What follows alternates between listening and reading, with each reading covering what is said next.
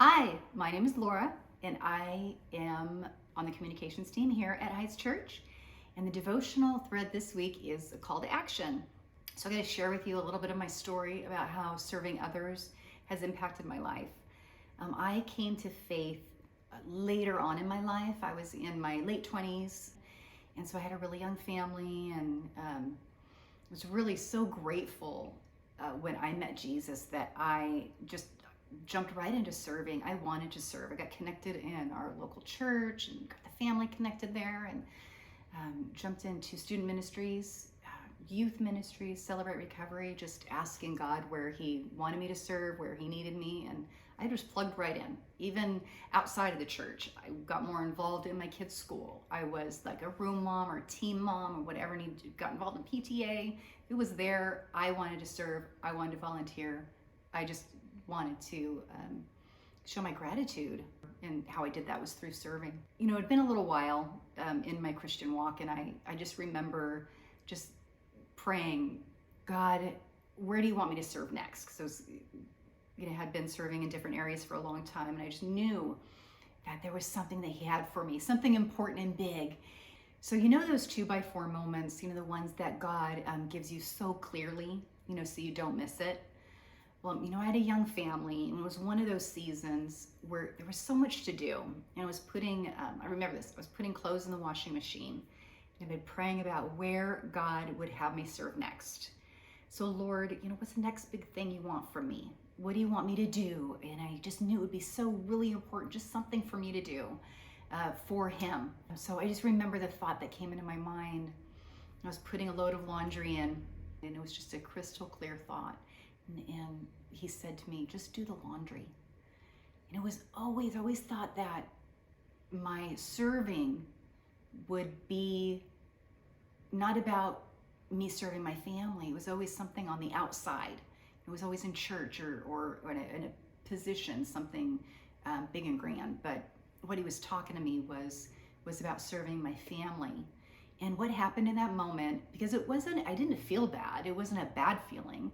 It was that conviction, that realigning of the heart, where my serving in my family, in the chores, and just the day-to-day, running the errands and doing homework and everything, I just felt like that was good enough.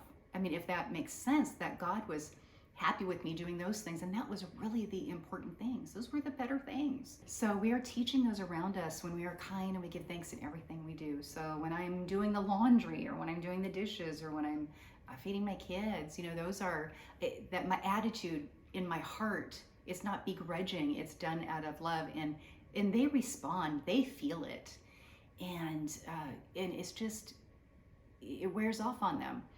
And you might not see it now, but you will later. So today my boys are grown and they're gone. They're on their own. And I see how they are with others. They're kind and they're generous.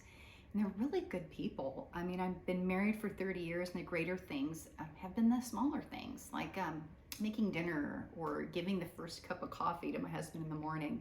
And that's really tough. If you're a coffee connoisseur, yeah. So we have opportunities for kindness every single day. And then with people immediately in our circle, and those we just cross paths with on a daily basis. And it's like holding a door open or letting someone go first. Simple, but huge impact. I mean, I am when somebody is kind to me. It's in the world today. Kindness stands out. It really does, and it makes an impact. It can change someone's day. And those are serving others, impacts lives. So, okay, challenge you to ask your spouse, is there anything I can do for you? And I know that's risky. I know it is. But try it. Maybe call a friend. See how they're doing, and really listen. Listen without listening to reply, but listening to understand. This is one of my favorite verses. Do nothing out of selfish ambition or vain conceit. Rather, in humility, value others above yourselves, not looking at your own interests, but each of you to the interest of others. And that's Philippians 2:3. I thank God for Scripture. It helps us to look outside of ourselves and to others. I don't need anyone to tell me to look toward my own interests. I mean, honestly, I'm bent that way. I need God's word, God's thoughts, and His influence regularly to bend me toward Him in service and humility.